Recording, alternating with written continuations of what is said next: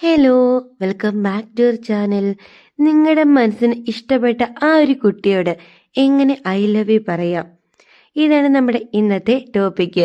അപ്പോൾ ആദ്യമായിട്ടാണ് നമ്മുടെ ചാനൽ കാണുന്നതെങ്കിൽ തീർച്ചയായിട്ടും ചാനൽ സബ്സ്ക്രൈബ് ചെയ്യണം, സപ്പോർട്ട് ചെയ്യണം. പിന്നെ നിങ്ങളുടെ റിലേഷൻഷിപ്പുള്ള ഫ്രണ്ട്സിനൊക്കെ ഒന്ന് ഷെയർ ചെയ്യുകയും ചെയ്യണം. അപ്പോൾ നമുക്ക് നേരെ വീഡിയോയിലേക്ക് പോകാം. ഒന്നാമത്തെ കാര്യം എന്ന് പറയുന്നത്, നിങ്ങൾ നിങ്ങളുടെ മനസ്സിന് ഇഷ്ടപ്പെട്ട ആ ഒരു കുട്ടീനെ ആദ്യമായിട്ട് കാണുകയാണ്.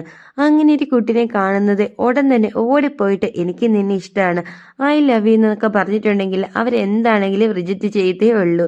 അതുകൊണ്ട് തന്നെ നിങ്ങൾ ആദ്യമായിട്ടൊരു കുട്ടീനെ കാണുമ്പോഴത്തേക്ക് മാക്സിമം അവരുമായിട്ട് ഫ്രണ്ട്സ് ആകാൻ വേണ്ടിയിട്ട് എല്ലാവരും ശ്രദ്ധിക്കുക. നല്ല ഫ്രണ്ട്സ് ആയതിനു ശേഷം മാത്രം അവർക്ക് റിലേഷൻഷിപ്പ് ഉണ്ടോ ഇല്ലെന്നൊക്കെ മനസ്സിലാക്കാൻ പറ്റും. അതിനുശേഷം വേണം നിങ്ങൾ അവരെ പ്രപ്പോസ് ചെയ്യാൻ വേണ്ടിയിട്ട്. അപ്പോൾ ഇതാണ് ആദ്യത്തെ കാര്യം.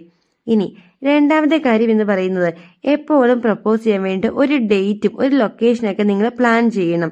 ഇപ്പം നിങ്ങൾ ഒരു കോളേജിൽ പഠിക്കുന്നവരാണെങ്കിൽ സെയിം ക്ലാസ്സിൽ ഉള്ള ഒരു കുട്ടിയെയാണ് നിങ്ങൾക്ക് പ്രപ്പോസ് ചെയ്യേണ്ടത് എങ്കിൽ ഒരിക്കലും ആ ക്ലാസ്സിൽ എല്ലാവരും മുമ്പ് വെച്ചിട്ട് ഒന്നും പ്രപ്പോസ് ചെയ്യരുത്.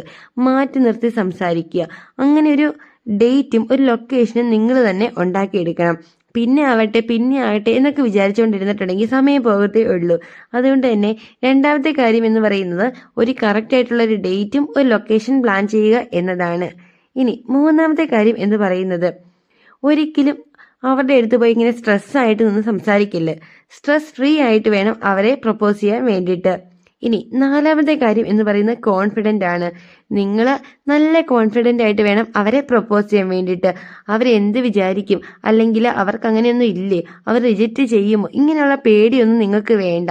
നല്ല ക്ലിയർ ആയിട്ട് വേണം കണ്ണിൽ നോക്കി അവരോട് പ്രപ്പോസ് ചെയ്യണം. ചിലപ്പോൾ അവർ റിജക്റ്റ് ചെയ്തിട്ടുണ്ടെങ്കിൽ അത് പോട്ടെ എന്ന് വിചാരിക്കുക. അല്ലാതെ അതും വിചാരിച്ചുകൊണ്ട് ഇങ്ങനെ ടെൻഷൻ അടിച്ച് അങ്ങനെയൊന്നും പോയി അവർ പ്രപ്പോസ് ചെയ്യാൻ നിൽക്കരുത്. നല്ല കോൺഫിഡൻ്റ് ആയിട്ട് സ്ട്രെസ് ഒന്നും ഇല്ലാതെ അവരുടെ കണ്ണിൽ നോക്കിയിട്ട് വേണം പ്രപ്പോസ് ചെയ്യാൻ വേണ്ടിയിട്ട്.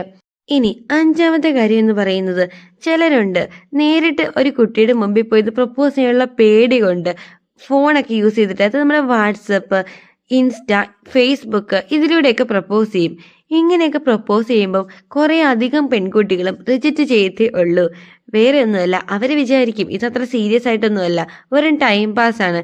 ടൈം പാസിന് വേണ്ടിയിട്ട് അവനിങ്ങനെ നോക്കുന്നതാണ്, അല്ലെങ്കിൽ എന്നെ പ്രപ്പോസ് ചെയ്യുന്നതാണ് എന്നൊരു ചിന്ത അവൾക്ക് വന്നിട്ടുണ്ടെങ്കിൽ തീർച്ചയായിട്ടും ആ ഒരു പെൺകുട്ടി നിങ്ങളെ റിജക്റ്റ് ചെയ്തേ ഉള്ളൂ. അതുകൊണ്ട് പ്രപ്പോസ് ചെയ്യുമ്പോൾ എപ്പോഴും നേരിട്ട് കണ്ടു വേണം പ്രപ്പോസ് ചെയ്യാൻ വേണ്ടിയിട്ട്. പിന്നെ അങ്ങനെ പ്രപ്പോസ് ചെയ്യുന്ന സമയത്ത് നിങ്ങൾ ഈ ഒരു കാര്യം കൂടി പറയണം.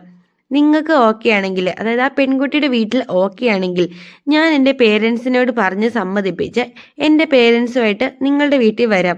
എന്നിട്ട് പേരൻസ് വഴി നമുക്ക് ആ ഒരു റിലേഷൻഷിപ്പ് മുമ്പോട്ട് കൊണ്ടുപോകാം, അവരുടെ സമ്മതത്തോടു കൂടി അത് മുമ്പോട്ട് കൊണ്ടുപോകാം എന്ന് നിങ്ങൾ അവരോട് പറയുകയാണെങ്കിൽ ആ പെൺകുട്ടിക്ക് അപ്പോൾ മനസ്സിലാവും നിങ്ങൾ ജെന്യുവൻ ആയിട്ട് തന്നെയാണ് അവരെ ഇഷ്ടപ്പെടുന്നത്, നിങ്ങൾ ഭാവിയിലേക്ക് അവരെ തന്നെ കല്യാണം കഴിക്കും എന്നൊരു ഫീൽ അവർക്ക് വന്നിട്ടുണ്ടെങ്കിൽ അവർ തീർച്ചയായിട്ടും യെസ് പറയുക തന്നെ ചെയ്യും. അപ്പം നിങ്ങൾ ഒരാൾ പ്രപ്പോസ് ചെയ്യുമ്പോൾ ഈ കാര്യങ്ങളൊക്കെ ഒന്ന് ശ്രദ്ധിക്കുക. അപ്പോൾ ഇന്നത്തെ വീഡിയോ എല്ലാവർക്കും യൂസ്ഫുൾ ആയി എന്ന് വിചാരിക്കുന്നു. വീഡിയോ ഇഷ്ടമായാൽ തീർച്ചയായിട്ടും സപ്പോർട്ടും കൂടി ചെയ്തേക്കണേ. Thank you for watching.